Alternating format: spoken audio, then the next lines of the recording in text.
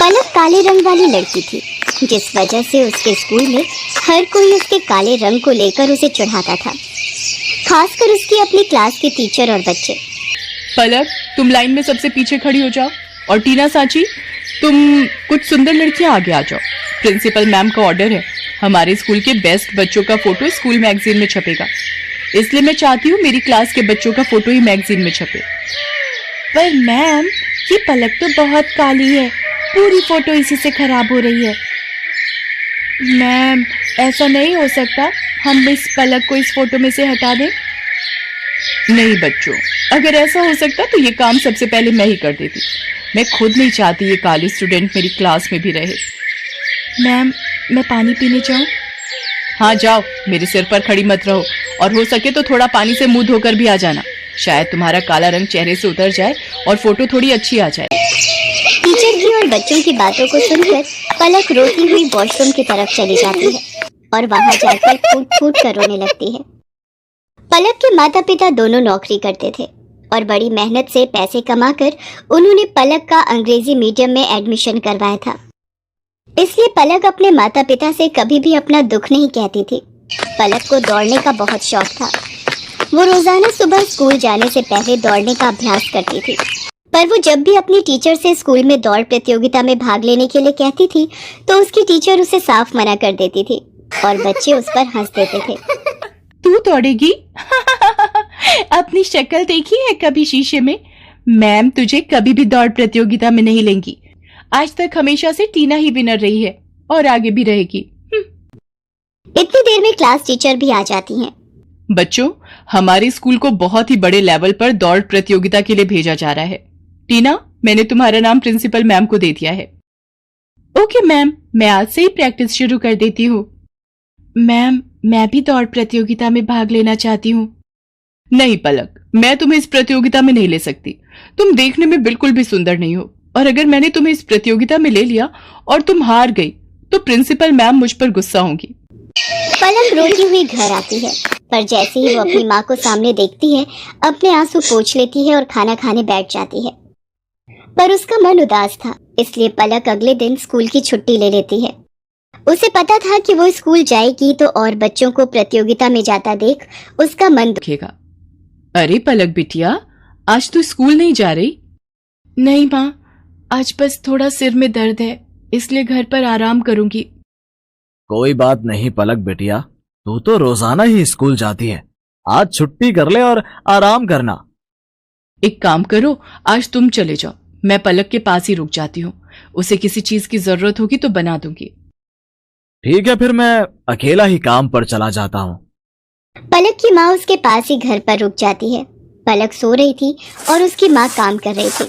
इतनी देर में दरवाजे पर कोई आता है। जी, मेरा नाम रामलाल है, मैं पलक बिटिया के स्कूल का चपरासी हूँ।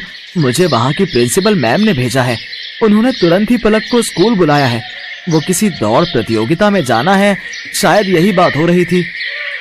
पलक को? पर उसकी तो अभी तबीयत। रामलाल भैया, आप मैम को बोल दो मैं अभी तैयार होकर स्कूल पहुंचती हूँ।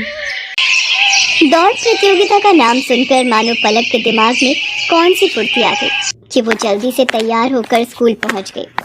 अच्छा, तो तुम पलक हो बेटा, हमें तुम्हारी बहुत जरूरत है और इस स्कूल को भी। टीना जो तुम्हारी क्लास की है वो इस प्रतियोगिता में भाग नहीं ले सकती। उसके पैर में चोट आ गई है, इसलिए डॉक्टर ने उसे दौड़ने के लिए मना किया है। हम चाहते हैं कि तुम अपने स्कूल के लिए इस प्रतियोगिता में हिस्सा लो और जीत कर ही लौटो। मैम, मैं आपसे वादा करती हूँ, मैं इस प्रतियोगिता में जीत कर ही लौटूंगी। पलक, मुझे माफ कर दो बेटा, मैंने एक टीचर होकर भी तुम्हारे साथ कितना गलत व्यवहार किया। पर आज जब हमारी क्लास की और स्कूल की इज्जत का सवाल है तो हमें तुमसे बेहतर दौड़ प्रतियोगिता के लिए कोई बच्चा नजर ही नहीं आया। मैं जानती थी कि तुम रोजाना सुबह दौड़ने का अभ्यास करती हो, इसीलिए मुझे तुम्हारा नाम सबसे पहले याद आया। मेरी शुभकामनाएं तुम्हारे साथ हैं। पलक, देखना तुम इस प्रतियोगिता में जीत कर ही लौटोगी। Thank you ma'am, thank you so much. मैं आपसे वादा करती हूँ मैं इस प्रतियोगिता में जरूर जीतूंगी। पलक की क्लास के सब बच्चे भी उसे शुभकामनाएं देते हैं और पलक पूरे जोश के साथ दौड़ प्रतियोगिता में हिस्सा लेती है और जीत कर लौटती है। उसकी प्रिंसिपल मैम और क्लास टीचर उसे इनाम में ट्रॉफी देकर सम्मानित करते हैं। ट्रॉफी लेकर पलक घर पहुंचती है। प्रतियोगिता जीतने की खुशी पलक के माता पिता उसके चेहरे पर साफ साफ देख रहे थे। उस दिन के बाद से पलक को कभी भी कोई भी उसके काले रंग के लिए नहीं बोलता था, बल्कि सब उसकी बहुत तारीफ करते थे। रामलाल अमन कुमार के घर नौकरी करता था। अमन कुमार का बेटा सौरभ एक बड़े स्कूल में पढ़ता था, जबकि रामलाल का बेटा दीपक एक सरकारी स्कूल में पढ़ता था। सौरभ और दीपक दोनों ही पढ़ने में होशियार थे और अपने अपने स्कूल के अच्छे बच्चों में उनका नाम था। देखो पापा, मेरा रिपोर्ट कार्ड मिल गया, मैं क्लास में फर्स्ट आया हूँ। अरे वाह सौरभ, मुझे पता था मेरा बेटा इस बार भी क्लास में फर्स्ट आएगा। अरे रामलाल, दीपक भी तो अपनी क्लास में फर्स्ट आया है ना? अभी कुछ देर पहले ही वो भी अपना रिपोर्ट कार्ड दिखा रहा था। जी साहब, वो भी अपनी कक्षा में अव्वल आया है। पापा, सरकारी स्कूल में पढ़कर तो कोई भी फर्स्ट आ जाता है, वहाँ की पढ़ाई तो बहुत आसान है। दीपक ने कोई बड़ा काम नहीं किया, एक छोटे से स्कूल में फर्स्ट आकर। सौरभ, ये लो लड्डू, मैं फर्स्ट आया हूँ ना तो बापू ने सबको बांटे हैं। मैं नहीं खाता ये बेकार से लड्डू। मॉम, वो चॉकलेट बादाम कहाँ हैं जो आपने सबको खिलाए हैं? मेरे पापा तुम्हारे बापू की तरह सस्ते लड्डू नहीं लाते, वो तो चॉकलेट ड्राई फ्रूट लाए हैं। और ज्यादा इतराने की जरूरत नहीं है, तुम हमारे नौकर के बेटे हो, जितनी मर्जी कोशिश कर ले तो मेरी बराबरी नहीं कर सकता। सौरभ बेटा, ऐसे नहीं बोलते, दीपक भी अच्छा बच्चा है। मॉम, मुझे दीपक एक आंख नहीं भाता, मेरे सामने पापा उसकी तारीफ करते रहते हैं, मुझे बिल्कुल अच्छा नहीं लगता। मैं कपिल के घर खेलने जा रहा हूँ। सौरभ को दीपक से नफरत थी। दीपक भी उसकी तरह पढ़ाई में बहुत अच्छा था। ये बात सुनकर सौरभ और गुस्से में आ जाता है। सौरभ कपिल के घर खेलने चला जाता है। क्या हुआ सौरभ, आज तू बड़ा गुस्से में है? मैं दीपक से नफरत करता हूँ। आज मैं जब पापा को अपना रिपोर्ट कार्ड दिखा रहा था तो दीपक ने भी अपना रिपोर्ट कार्ड दिखाया, वो भी मेरी तरह फर्स्ट आया है। फिर तुम ही बताओ, फिर पापा उसकी भी तारीफ करने लगे, वो हमारे नौकर का बेटा है, ये बात मुझे उसे समझानी होगी। अरे तू चिंता क्यों करता है, सब ठीक हो जाएगा। अच्छा सुन, कल दोपहर में सारे दोस्त गेम में पैसे लगा रहे हैं, तू कितने लगाएगा? मेरी तरफ से 200 रुपए लगा दे। अरे तू फिर से अपनी मम्मी के बैंक अकाउंट से 200 रुपए लेगा तो तेरी मम्मी गुस्सा नहीं करेंगी? मेरे पापा बहुत रिच हैं, मेरे पास पैसों की कमी नहीं है। मेरे मम्मी पापा मुझसे कुछ नहीं कहते हैं क्योंकि मैं स्कूल में हमेशा फर्स्ट आता हूँ। सौरभ को गेम पर पैसा लगाने की आदत पड़ गई थी। वो आए दिन अपने दोस्त कपिल और बाकी दोस्तों के साथ ऑनलाइन गेम खेलता और उस पर पैसे लगाता। सौरभ पढ़ाई में अच्छा था, इसलिए उसकी मम्मी भी उसे अकाउंट से पैसे लेने के लिए कुछ नहीं कहती थी। सौरभ, तुमने मॉम के अकाउंट से आज फिर 200 रुपए निकाले हैं। पापा, वो मेरा ऑनलाइन ग्रुप गेम चल रहा है ना, तो उसी के लिए चाहिए थे। अरे मुझे पता है, सौरभ ने मुझे बता दिया था कि वो 200 रुपए ऐड कर रहा है। बेकार में गुस्सा होते रहते हो मेरे लाल पर। वो तो ठीक है संध्या, पर चलिए आप नाश्ता कीजिए, बच्चे हैं आपस में लगे रहते हैं। संध्या अमन की बातों पर ध्यान नहीं देती। सौरभ को गेम खेलने की आदत पड़ती जा रही थी। एग्जाम भी नजदीक आ रहे थे। एक दिन, सौरभ क्या बात है, आजकल लग रहा है तुम पढ़ाई पर ध्यान नहीं दे रहे हो। तुम्हारी मैम का फोन आया था, तुम 2 दिन से ट्यूशन में लेट पहुंच रहे हो। मम्मी, वो एग्जाम आ रहे हैं ना, तो मैं कपिल के घर बैठकर पढ़ाई करता हूँ। हम दोनों साथ में ही ट्यूशन जाते हैं, तो पढ़ते हुए समय का पता ही नहीं चलता। अच्छा ये बात है, तुम कपिल के घर बैठकर एक्स्ट्रा टाइम में पढ़ाई कर रहे हो, ये बहुत अच्छी बात है। उधर दीपक भी अपनी आने वाली परीक्षाओं की तैयारी कर रहा था। बापू, इस बार मुझे फिर से फर्स्ट आना है, देखना मैं खूब मेहनत करूंगा। अब मुझे पता है मेरे बेटे, तुम पढ़ाई में बहुत मेहनत कर रहे हो। देखना, तुम्हारा ये जोड़ा हुआ विद्याधन एक दिन तुम्हारे बहुत काम आएगा और तुम एक दिन हम सबका नाम रोशन जरूर करोगे। चलो दीपक बेटा, अब आकर ये दूध चावल खा लो, मैंने तुम्हारी पसंद के बनाए हैं। और तुम वो कहाँ जा रहे हो अपनी कक्षा के बच्चों के साथ? माँ, मैं साइंस म्यूजियम देखने जा रहा हूँ, वहाँ पर विज्ञान संबंधित बहुत से उपकरण हैं। टीचर बता रही थी हमें वहाँ जाने से बहुत कुछ सीखने को मिलेगा। अच्छा, ये तो बहुत अच्छी बात है। दीपक स्कूल के बच्चों के साथ साइंस म्यूजियम देखने जाता है। वहाँ उसे प्राइवेट स्कूल के बच्चे भी दिखाई देते हैं, जिनमें सौरभ भी होता है। सौरभ, ये तो वही लड़का है जो कई बार तेरे घर पर भी देखा है। अरे ये हमारे नौकर रामलाल का ही तो लड़का है, गरीब नौकर का बेटा है ये। हाँ, ये नौकर का बेटा है, फिर तो ये भी नौकर हुआ। सब बच्चे दीपक पर हंसने लगते हैं। दीपक घर आकर सुस्त और उदास हो जाता है। बापू, सब बच्चे मुझे नौकर का बेटा कहकर चिढ़ा रहे थे, सब बच्चे मेरे ऊपर हंस रहे थे। अरे मेरे बच्चे, तू इतनी सी बात पर बुरा मान गया।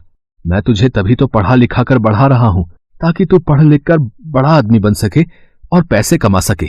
रामलाल की बातों को सुनकर दीपक में हिम्मत आ जाती है और वो खुश हो जाता है और खूब मन लगाकर पढ़ाई करने लगता है।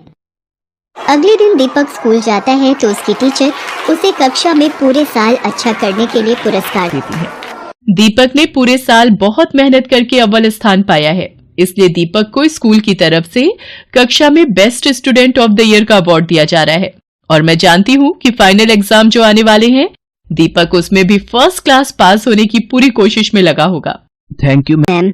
सब बच्चे तालियां बजाकर दीपक की प्रशंसा करते हैं। घर आकर दीपक अपने बापू और माँ को सारी बात बताता है। अरे वाह, ये तो बहुत सुंदर पुरस्कार है। जीते रहो मेरे बच्चे। बापू, मैं ये पुरस्कार अमन अंकल को दिखाकर उनका आशीर्वाद लेना चाहता हूँ। ठीक है बेटा, चल तू उनका भी आशीर्वाद ले ले। संध्या, तुम्हारे बैंक अकाउंट से 1 लाख रुपए निकल गए और तुम्हें पता तक नहीं। मैं भला इतने पैसे एक साथ कहाँ खर्च करूंगी? मुझे भी कुछ समझ नहीं आ रहा, ये सब कैसे हो गया? रुको, मैंने बैंक से सारी डिटेल निकलवाई है। बैंक की तरफ से ही फोन है। अमन बैंक वालों से फोन पर बात करने लगता है। रामलाल और दीपक भी वहीं खड़े थे। हो गया सत्यानाश। और दो लाडले को मोबाइल फोन। तुम्हारे बेटे ने बेवकूफी में 1 लाख रुपए न जाने किसी ऑनलाइन गेम में लगा दिए। अब भुगतो। और है कहां ये सौरभ? वो तो अपने दोस्त कपिल के साथ ट्यूशन गया है। मेरे फोन पर सौरभ के ट्यूशन से फोन। जी, मैं सौरभ की मम्मी बोल रही हूँ। क्या सौरभ ट्यूशन नहीं आ रहा? पर जी ठीक है, सौरभ पिछले 1 हफ्ते से ट्यूशन नहीं जा रहा। तभी सौरभ आ जाता है। क्यों सौरभ, ट्यूशन से आ गए? जी पापा। अब तुम झूठ भी बोलने लगे हो। तुमने 1 लाख रुपए किसी ऑनलाइन गेम में लगा दिए और 1 हफ्ते से ट्यूशन भी नहीं जा रहे हो। 2 दिन बाद तुम्हारे फाइनल पेपर हैं। Papa mummy, I am sorry. मैं कपिल के बहकावे में आ गया था और उसी की वजह से आज मैं स्कूल टेस्ट पेपर में भी पहली बार फेल हो गया। अरे रामलाल, तुम कब आए?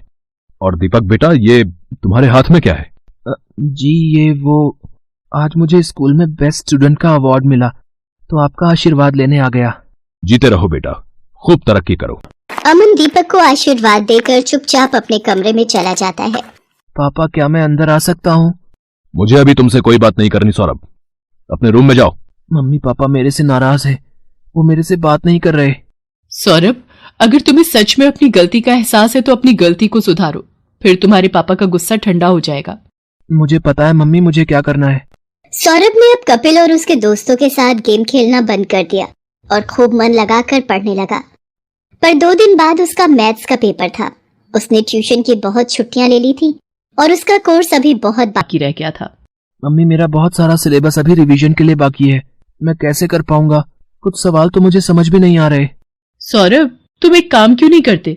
दीपक की मैथ्स बहुत अच्छी है, उसके मार्क्स भी बहुत अच्छे आते हैं और मैंने सुना है अब तो सरकारी स्कूल की पढ़ाई भी बहुत अच्छी हो गई है और प्राइवेट स्कूल की किताबें और सरकारी स्कूल की किताबें एक जैसे कोर्स की पढ़ाई जाती हैं। मम्मी, क्या दीपक मेरी मदद करेगा? मैंने हमेशा उसके साथ गलत व्यवहार किया है। कोई बात नहीं, पर अब तुम्हें अपनी गलती का एहसास है, ये बहुत बड़ी बात है। रामलाल, दीपक को जरा बुला लाओ, सौरभ को मैथ्स में उसकी सहायता चाहिए। हाँ हाँ मालकिन, मैं अभी बुला लाता हूँ। सौरभ दीपक की सहायता से मैथ्स के पेपर की तैयारी करता है और बाकी सभी विषयों में भी सौरभ अब दीपक के साथ ही पढ़ने लगा। सौरभ भी दीपक की तरह अपने स्कूल में फर्स्ट आता है। सौरभ, तुम्हारा रिजल्ट देखकर मैं आज बहुत खुश हूँ। पापा, ये सब दीपक की वजह से ही हुआ है। इसने मेरी एग्जाम के दिनों में बहुत हेल्प की। थैंक यू दीपक। रामलाल, तुम्हारा बेटा दीपक बहुत होनहार है। देखना ये एक दिन जरूर बड़ा आदमी बनेगा। अमन अंकल, एक दिन मैं भी आपकी तरह ही बड़ा बिजनेसमैन बनूंगा। दीपक की बातों को सुनकर रामलाल की आंखों में खुशी के आंसू आ जाते हैं और वो दीपक को गले से लगा लेता है।